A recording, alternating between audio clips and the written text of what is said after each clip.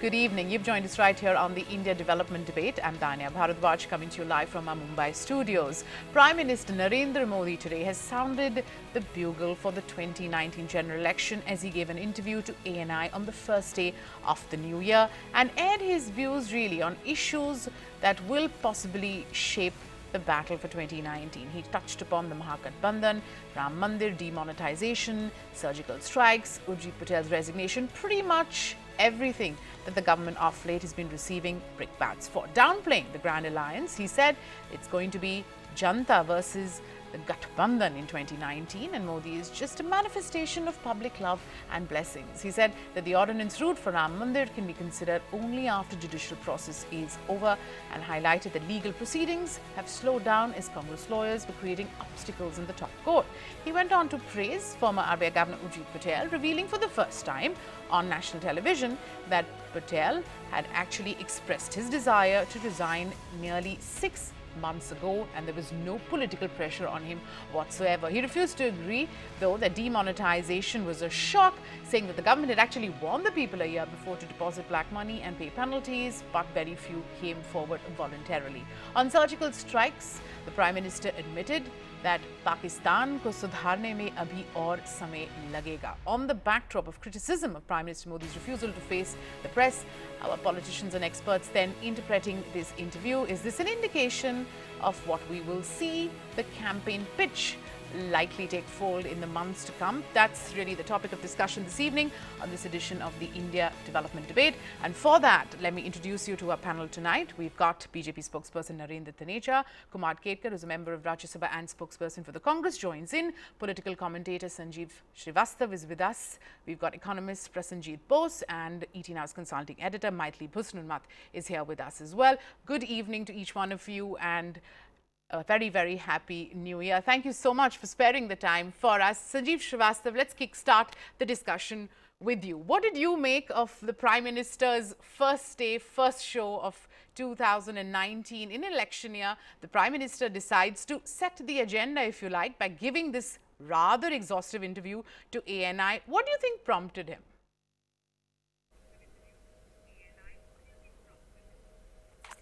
Well, first of all, a very happy new year to you, and thank you for wishing me, and through you to all the viewers and my co-panelists, of course. Well, to the Prime Minister interview, it was an hour and a half long interview. I think a very exhaustive interview, very comprehensive interview in some ways. The only thing, see, there were a couple of quick points I'd like to make. It was one of those first interviews, I think, in his 5 years, 4.5 years, where all the inconvenient questions were at least asked. It would have been nicer if there were follow-up questions as well, but you make do with what you get. At least they were asked, and at least the Prime Minister answered. So, I would say good beginning. Number two, were his answers convincing? That would have depended really on follow-up questions. But what I noticed most in today's interview was his body language. The Prime Minister was not very strident, not very aggressive.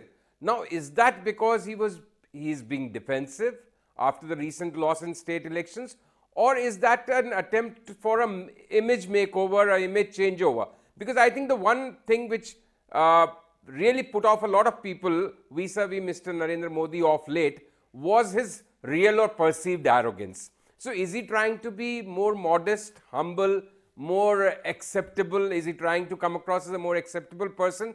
That would be something I'll be very interested in watching out in the coming weeks and months. All in all, amongst all the interviews that I have seen in the last 4 or 5 years, and most channels or friendly channels have got those interviews, I think this was the best interview so far till date. You come back to me again and we'll talk more. But so that's my big takeaway. Okay, great. Thanks, Sanjeev, for kick-starting the discussion. Prasenjit Bose, let me ask you, a 90-minute comprehensive interview, as Sanjeev said, where the Prime Minister spoke about pretty much all contentious issues, whether it was Ram Mandir, demonetisation, surgical strike, opposition unity. What did you make of it? Did he come across as an honest man with a strong intent, maybe trying to dial down the arrogance a little bit, or somebody who was high on rhetoric?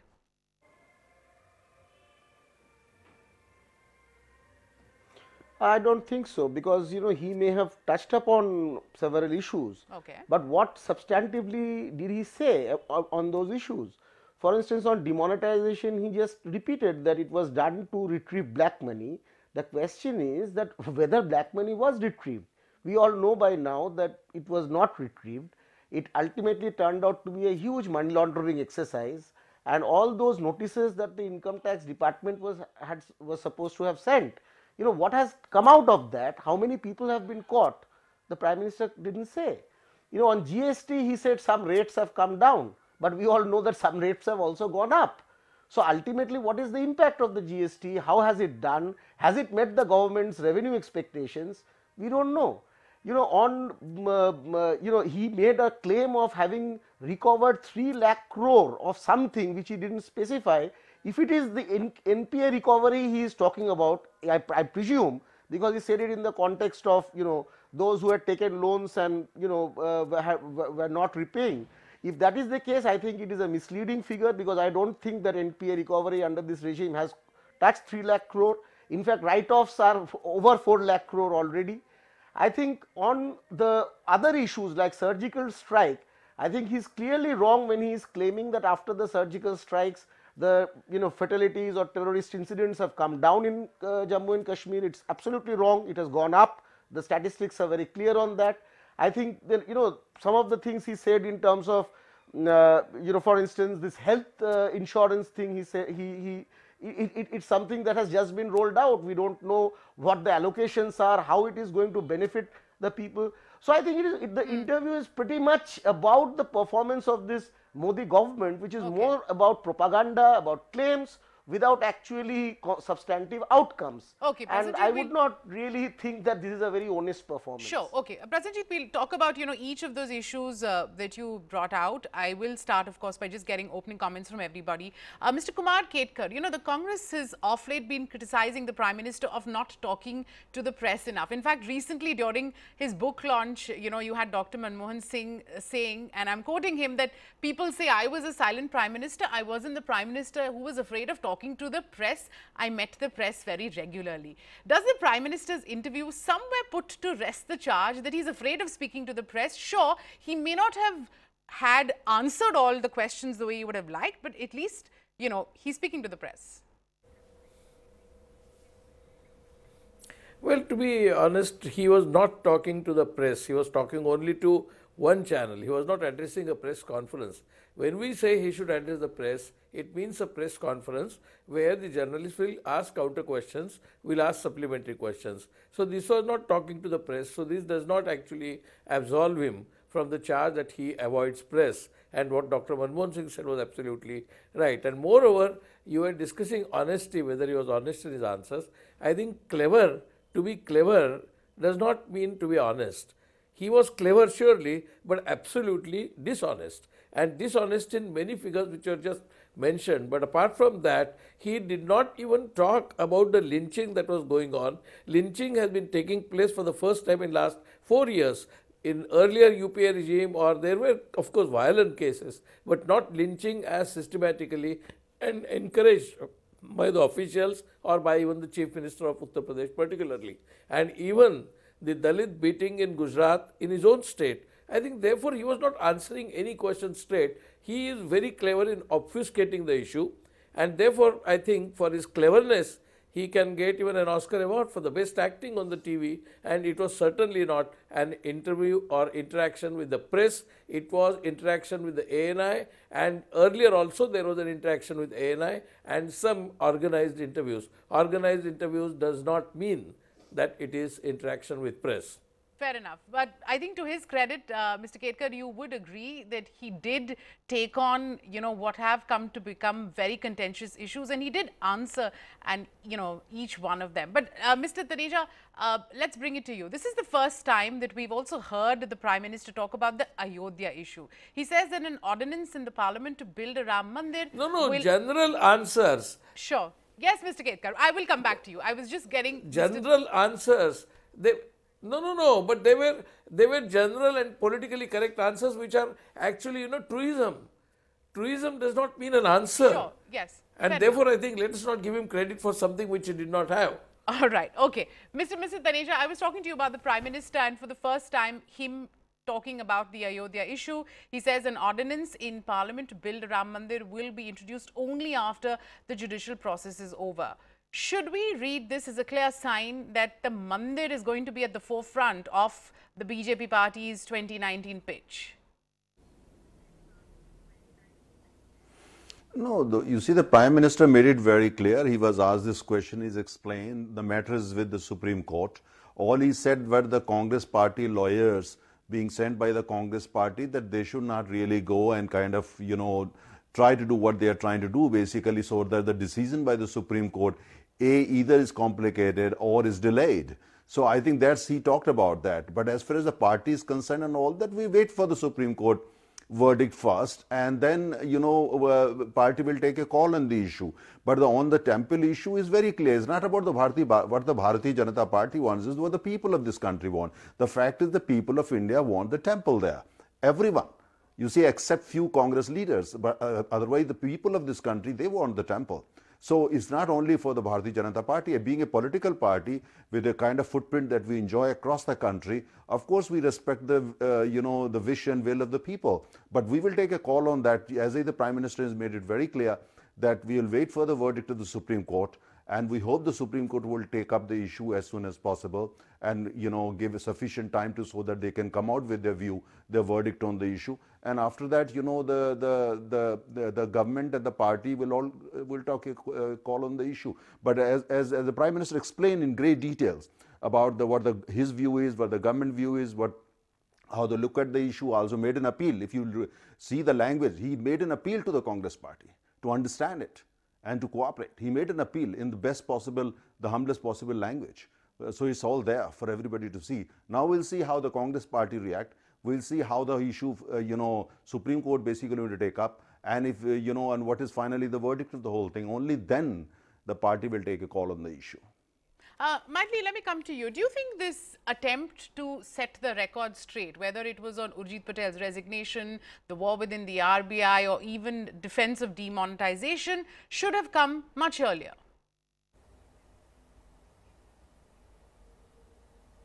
Well, yes, certainly, ideally, yes. In fact, the Prime Minister has been notable for not coming, speaking out on many issues that he should have spoken out. But I would think better late than never, because I thought this interview was really the first informal launch, as it were, of the 2019 campaign, because he spoke on a number of issues. And I would agree with Sanjeev that this seemed to be a very calculated attempt to kind of step down from the image or change the image that he has, generally perceived image at least, of being a rather arrogant, aloof leader. So there was an attempt to appear more conciliatory, to appear more reasonable. So especially on questions on the Mandir or whether on Pakistan and China, it was more like a seasoned statesman that he spoke. On demonetization and GST, yes, he took the political line, because after all, these were the concerted efforts of his government. So there was a defense, but the general tone, the general image, the body language was all very different from the kind of body language that we have seen in the past. So certainly this was a much more modest, much more conciliatory, reasonable kind of Mr. Modi that we were seeing than we have seen in the past. Okay. Sanjeev Srivastava, when asked about the 2019 Lok Sabha elections, the Prime Minister said that it's going to be public versus coalition or Janta versus the gathbandhan. What did you make of this, prophecy? Given the recent political reversals, can the Modi magic really work again, or has anti-incumbency eaten into his popularity?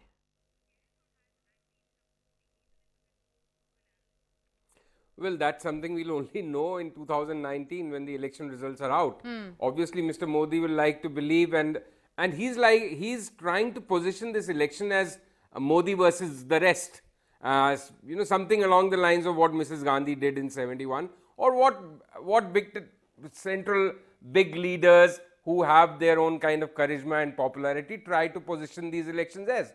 But unfortunately, while he did talk about regional aspirations and did not take the world, but he was alluding to federalism and those kind of things, but he is a very centralized figure himself. So today, really the big takeaway, like I said the first time around, was that is there really an attempt to get down from that high horse on which Modi-Amit Shah combination was riding these 4 years after this defeat in 3 Hindi heartland states. So, because the one thing which really put off a lot of people, even Mr. Modi's supporters was this this arrogance, this constant 56-inch ka seena kind of macho projection that they tried to make. So that will be interesting for me to watch. The number two thing which was quite interesting for me was, you remember amongst his first interviews, because all his interviews have been stage set interviews. ANI, I compliment Smita Prakash for being so as combative as she could. At least she asked all the tough questions, but to expect anything more from an agency which really largely depends on state patronage is also one should not expect. Having said that, the one thing which hasn't changed in Mr. Modi in 5 years is that he still tries to project himself as an outsider, and he still has this kind of running battle or feud or differences with what he describes as Lutyens Delhi, Lutyen zone, the elite class which is against him. I think a lot of elite class actually supported him in 2014. He should realize that by now. And if that some of the elite class is going back to some other party or Congress or whatever, it's not because they regard him as an outsider, but because they regard that he has failed to deliver on what he promised. But I find it very interesting, this getting down from the high horse and still projecting, after being in government for 5 years, still projecting himself, positioning himself as an outsider to the ruling elite. Okay. Very interesting. Mr. Taneja, and at least there he was being completely honest. Sure. There he was being completely honest because he really thinks the Lutyen is against him. Okay. Mr. Taneja, I am coming to you. You know, when asked about the fact that pollsters have been predicting 180 to 200 seats, you know, again, the Prime Minister said that it's really the opposition's false narrative to stitch an alliance and that he has full faith in the voters of the day. He also sort of went on to say that he's been running the government with full consensus of his allies. How do you explain then allies like the Shiv Sena, the JDU, the Akalis, Apna Dal, all of which are fairly, you know, unhappy, not to, you know, forget about the TDP and, you know, Ms. Kushwaha, who left the alliance? Well, unhappy is a very different thing. Being uncomfortable, that's something that I will understand. But unhappy, I mean, many of us within BJP can also be unhappy because I didn't get this or I didn't get that. Or Shiv Sena has certain agendas, certain portfolio in mind, they don't get it, they get unhappy.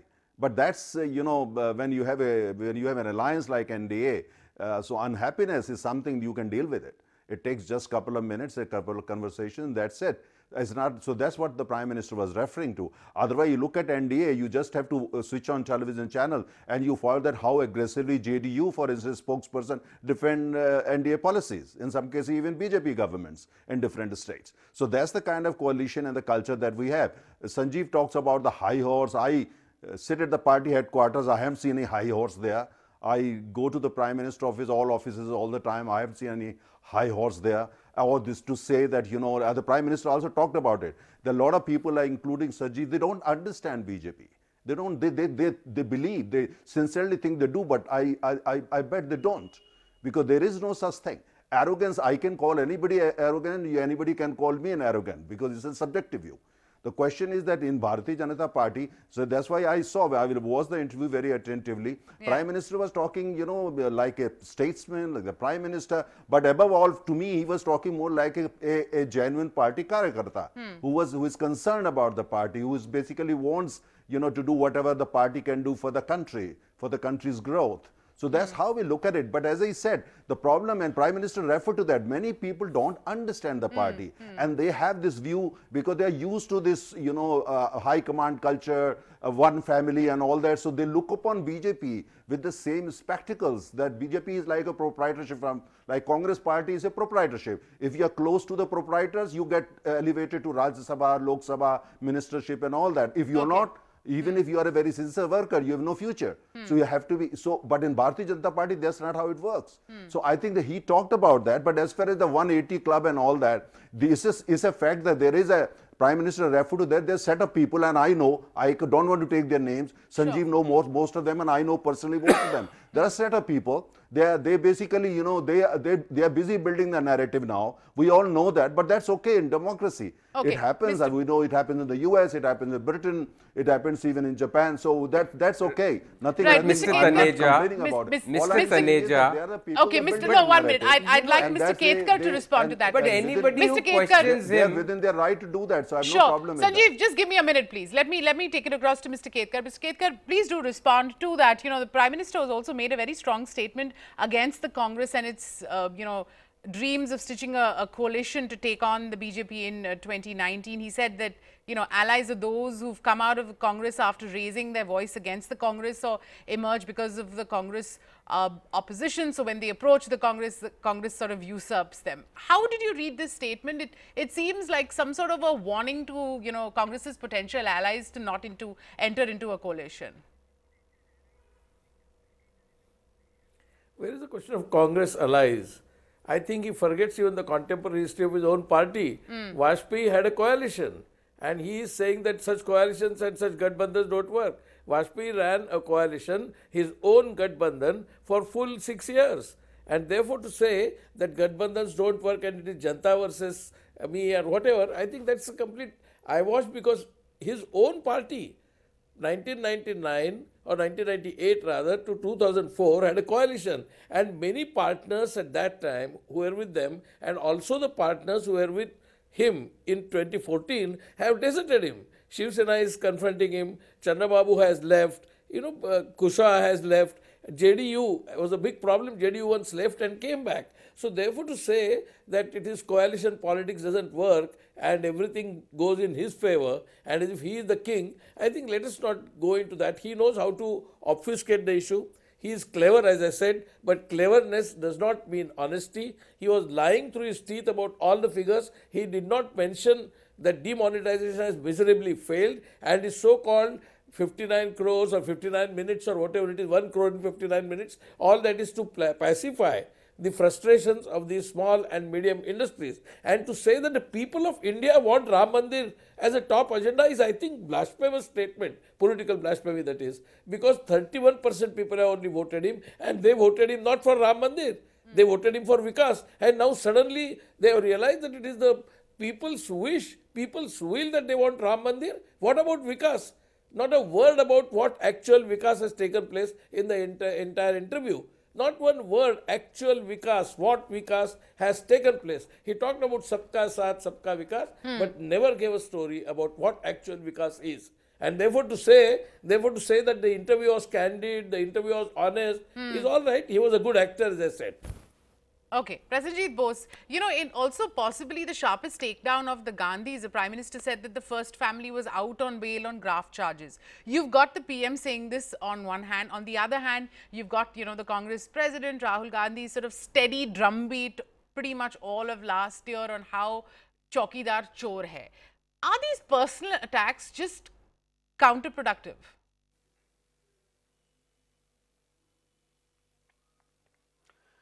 Well, you know, not only are they counterproductive, I think they are very vacuous, because the point is, you see, if you actually recollect what exactly was the conversation, what was the interviewer was asking him, when she asked him that how do you explain the fact that this Nirav Modi, Mehul Choksi, Vijay Mallya, they have fled the country, the Prime Minister appallingly said that why did they run away?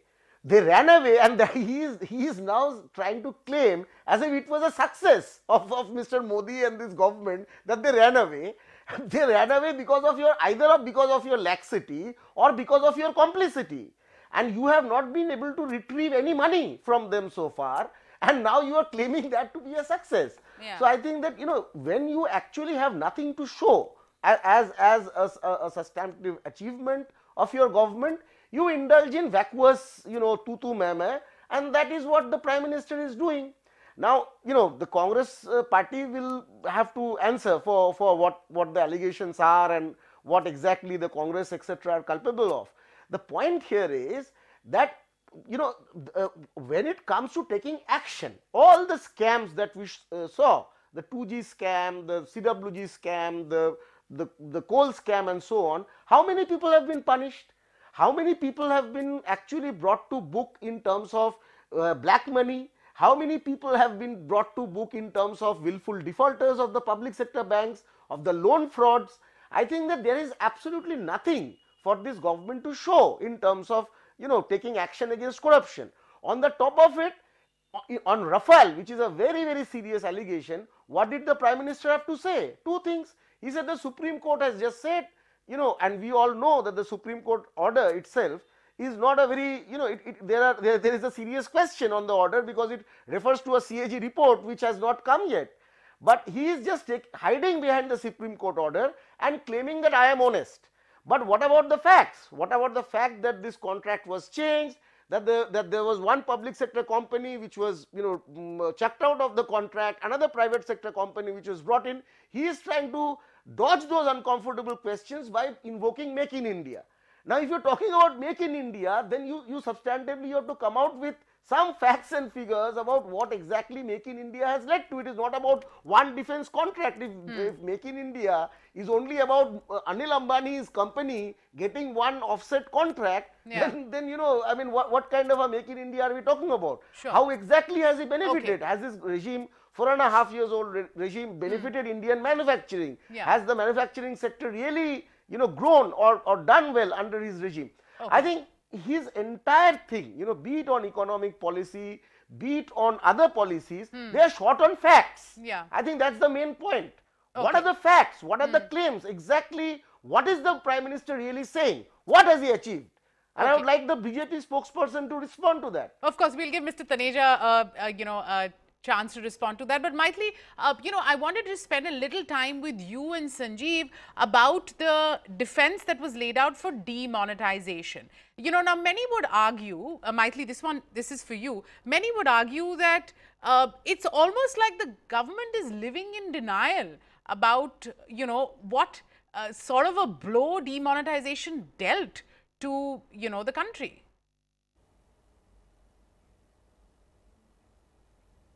Well, yes, certainly in the short term, there was an economic hit, in fact, a huge economic hit. But the government's position really is that in this process, what we've done, we've tried to formalize the economy, we've achieved considerable success. There's also been a sharp increase in the number of direct taxpayers. And true, we didn't get the kind of money that we thought that, you know, with demonetization would, the impact of demonetization would be to unearth a great deal of black money. But to the extent that even if the money was quote unquote laundered and came back into the banking system, the moment it comes back into the banking system, there is a clear trail. So to say that demonetization was a complete disaster, was a complete failure, would not be correct. The jury is still out on that, because the benefits of demonetization would be felt over the medium to long term. Short term, there was an economic pain, but the government is ignoring that economic pain, saying that in the medium to longer term, the objectives of demonetization were achieved. Now, that is whether you wish to see it, accept the government's argument, because clearly it was essentially a political move where the economic objectives were just added on, as it were. But to say that it was a complete disaster would also not be correct, but it certainly wasn't the success that the government was hoping it would be. But certainly to the extent that there has been a considerable formalization, there has been a much greater audit trail, there has been some greater, there's some greater evidence of quote unquote the kind of money that came in, who came in. We really have to make out, cannot really pass judgment today on the economic benefits, as it were, of the entire demonetization process. But the fact is, the government has never accepted that short term there was a huge economic hit. We did not hear the Prime Minister also saying that, though we have heard both the Chief Economic Advisor, the former Chief Economic Advisor, as well as Raghuram Rajan, admit that the economy did suffer an economic hit was there. Now, whether the political cost was higher, whether the economic benefit was higher, on that we'll have really only, I think, time will tell. The jury is still out on that. But short term, there was a definite economic pain, which I think the Prime Minister failed to acknowledge. Speaking about the political cost, the Prime Minister says the note ban was not a jhatka, but the fact is that, you know, losses in both Madhya Pradesh and Rajasthan were attributed to this allegedly ill-conceived exercise. Will the BJP get a jhatka in the 2019 Lok Sabha polls from workers in the unorganized sector, who frankly are far more in numbers than the taxpayers employed in the organized sector?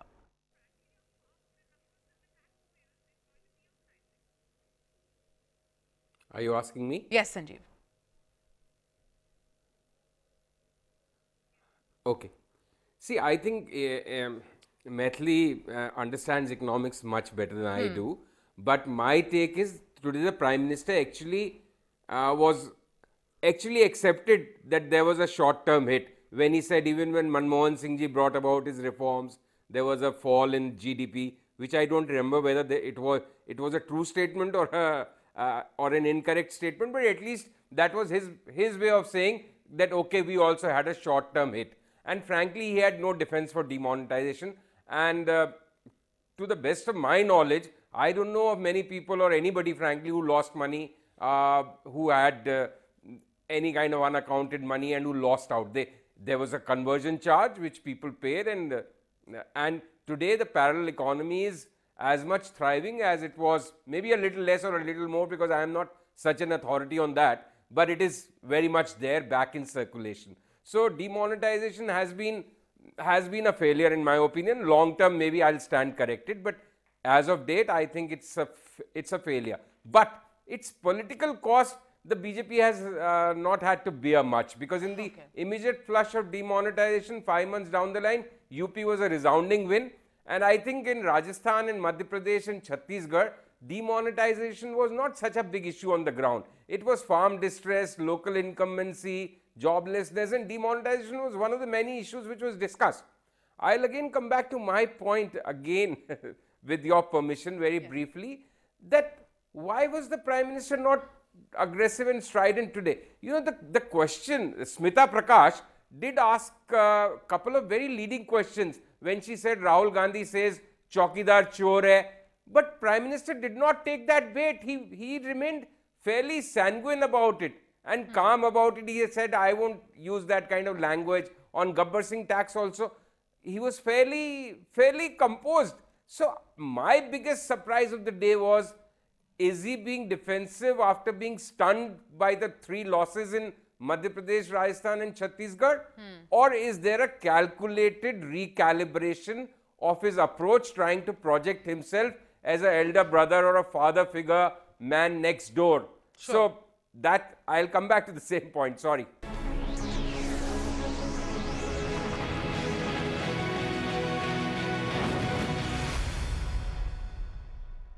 Good evening. You're back on the India development debate, and of course we're going to spend the next 30 odd minutes really taking you through the Prime Minister's interview today with the ANI. It was a 90-minute comprehensive interview, as many on the panel have agreed, and of course we're going to put forth some direct questions to the panel. We'll take it across first to Mr. Taneia of the BJP. Mr. Taneia, the Prime Minister dubbed loan waivers as lollipops and political stunts, you know, in this interview, saying that farmers do not benefit from such misleading announcements as only a few of them take loans from banks. Does this mean that a nationwide 2008-like loan waiver is being completely ruled out now?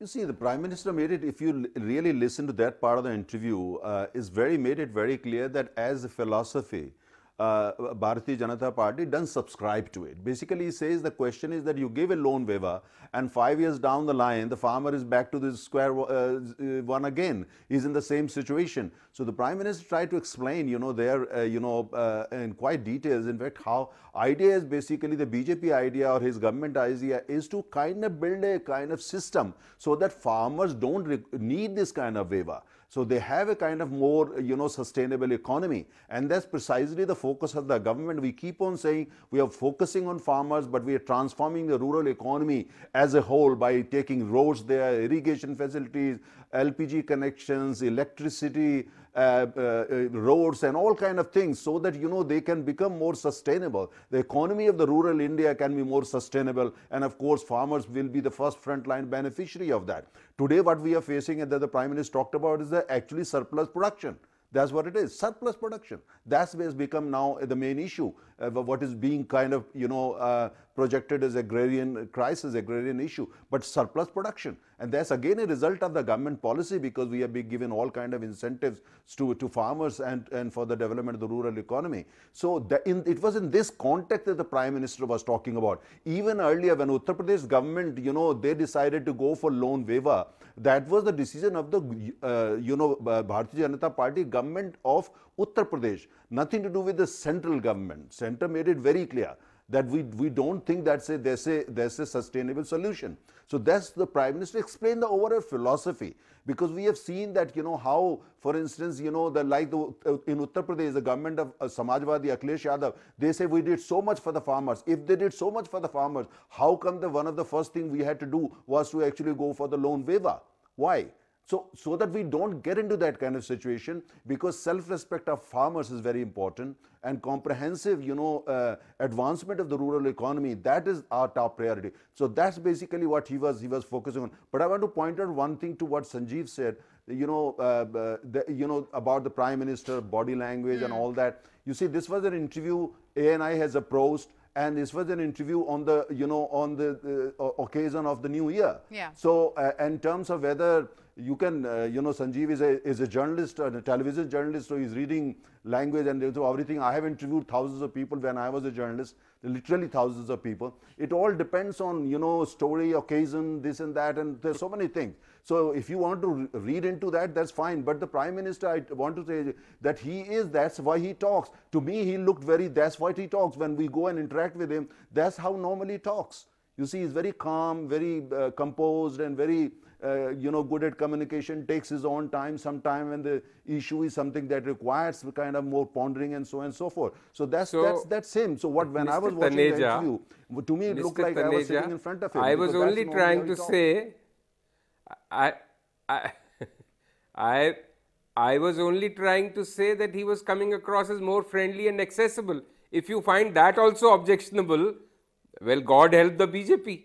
And as the BJP's principal spokesperson, or one of the spokespersons, Mr. Taneja, the main point, yeah. So what was I saying? I said he was not coming across as a very combative, aggressive person. He was trying to come across today. Yeah. No. So I was. Let me say. It is a rarity for me, but I was actually complimenting him. And my question was whether this, and so my question only was, is this for real? Is this a new strategy, or has he genuinely turned over a leaf? And so, well, I'll leave it there. Just a second, can I?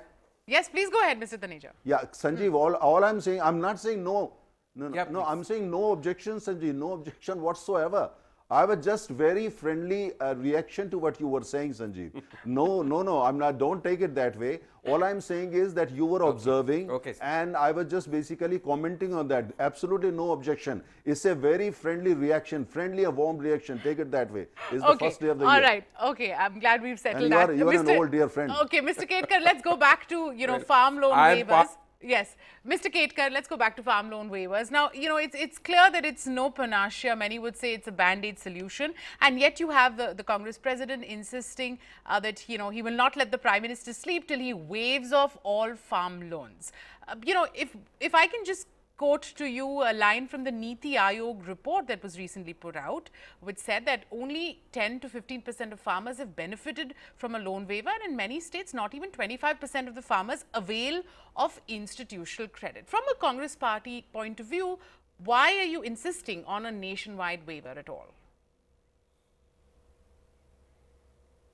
Actually, Congress has never said it's a panacea. Congress has also said agriculture has to be handled in a comprehensive manner. Sure. But loan waiver came across because many of the farmers suicide, not only in Maharashtra, but also in Punjab and also Madhya Pradesh and Karnataka, they were because of the debt. And debt was an immediate crisis. Nobody said loan waiver is actually a panacea. Moreover, is UP government then violating the BJP policy? Just now we were told by Mr. Taneja that BJP does not believe in loan waiver. And then he, in the same breath, he said that the UP government's policy was that, but UP government is a BJP government, and UP government follows loan waiver which goes against the BJP's policy. So what tomorrow there are 21 BJP states. All those 21 BJP states will give loan waiver and they will say, no, they are different. Every state has its own policy, but BJP as a policy doesn't believe. Then he was talking about all the possibilities of farming development by roads, electricity, gas and so on. I was about to hear that even Ram Mandir is going to help farmers or what. He did not even mention Ram Mandir in that. So farmers' benefits come first. Loan waiver or no loan waiver, but where does the Ram Mandir figure? And moreover, let me tell you, if you go and talk to, I mean you must be going, to talk to the corporate sector doesn't mean only Ambani and Adanis. There are other senior industrialists who are so fed up with the kind of government's policies, including the way GST was handled, that they don't want to come out in public because they feel immediately Enforcement Directorate, income tax and all these authorities will come and pounce on them. So they are afraid to speak out. But the discontent in the corporate sector is quite huge. Let me tell you, particularly on ET now, that this particular fact is not adequately mentioned. And loan waiver about farmers and all those topics are discussed, but nobody is talking about the rapidly growing discontent in the corporate sector, other corporate sectors than so-called Ambanis and Adanis, particularly at the lower end. Between small and medium sector units, there is a huge crisis and they are all worried. In fact, many of them privately say, we support BJP, we supported BJP, we elected them, but thank God they are not elected in Madhya Pradesh, Rajasthan and Chhattisgarh. That has set the trend. We don't want them again. We don't want Modi's policies again, which are extremely arbitrary, self-centered, and he creates his own logic for the policies that he adopts. Okay. Mr. Taneja, we'll give you 30 seconds to respond. Please go ahead. Just to say, Mr. Ketkar, I never said BJP policy on that. I said philosophy. There is a huge difference between philosophy and policy. Yeah, the policy. Word I used was philosophy. BJP philosophy That's different than philosophy. BJP policy? No, okay, that's a semantic. BJP policy is different from BJP philosophy. Let us not go into semantics. Let us not go into semantics. Does that mean that the UP government did not follow the BJP philosophy? Are you going to say that Yogi Adityanath is against BJP philosophy? Call it policy philosophy?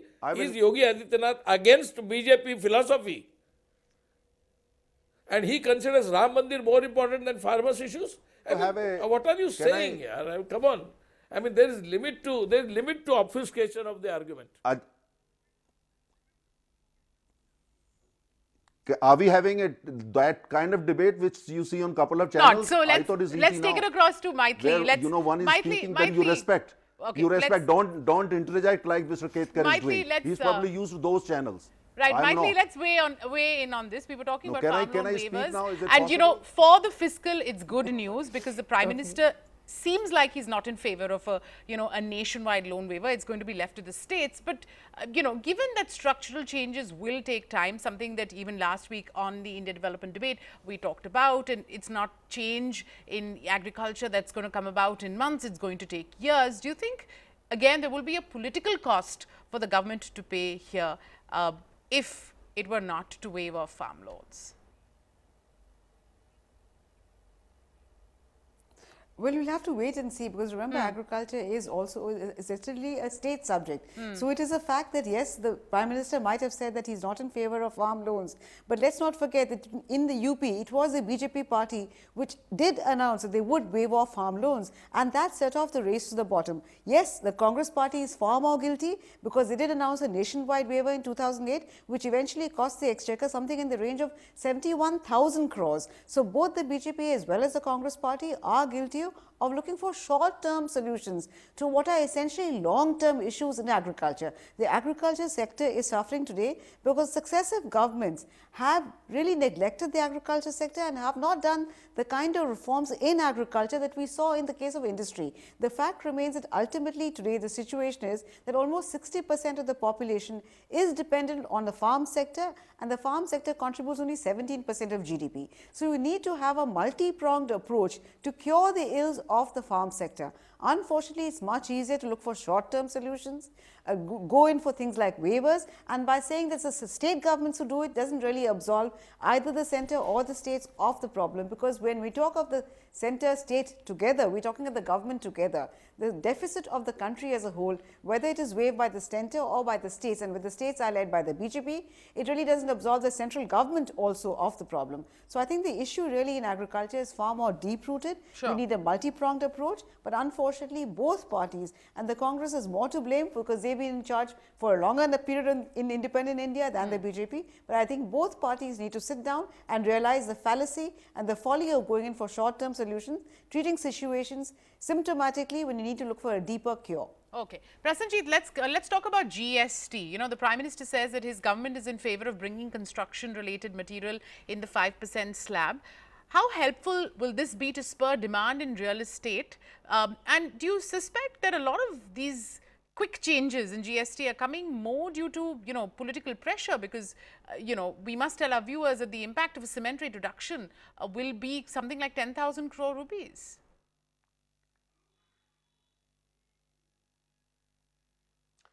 Well, you know, I mean, this tinkering with rates, this actually arises because of the fact that it was not implemented in a proper way. First of all, the entire concept of the GST, the way it has been implemented in India, you know, it is not one nation, one tax. And the fact that there are so many rates, and obviously when various constituents are applying pressure, the government keeps on tinkering with rates. It goes against the grain of what the problem that the GST was supposed to cure. So you have moved from one complicated taxation regime to another complicated taxation regime. So what kind of a reform or what kind of a simplification it has brought is you know, for everybody to see and understand. But I think that the larger question about GST and the hypocrisy of keeping petrol and diesel out of GST, I think is a question which was not even put to the Prime Minister, but I think is something which this government should answer.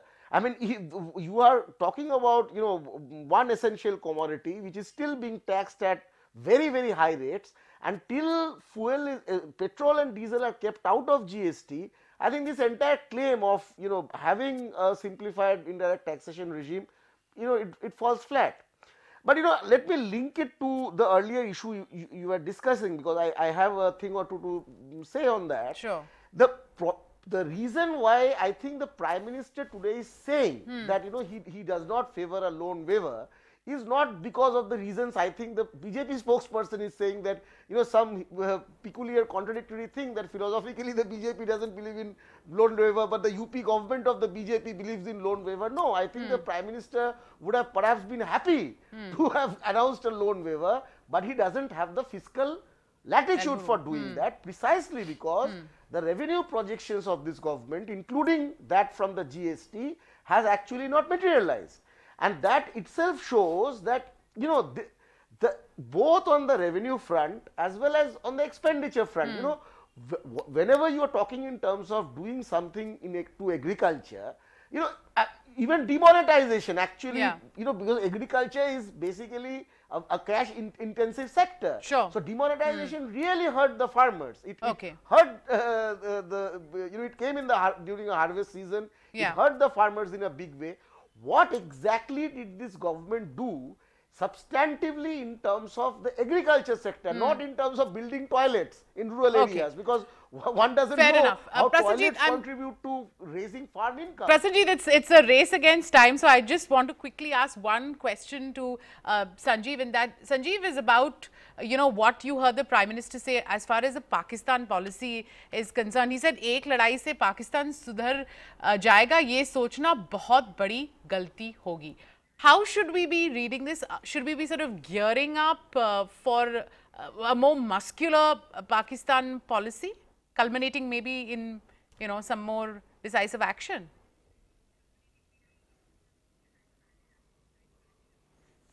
I don't think that the Prime Minister may be alluding to more muscular policy. We are fairly muscular right now as a policy. We don't talk to Pakistan, we don't engage with them.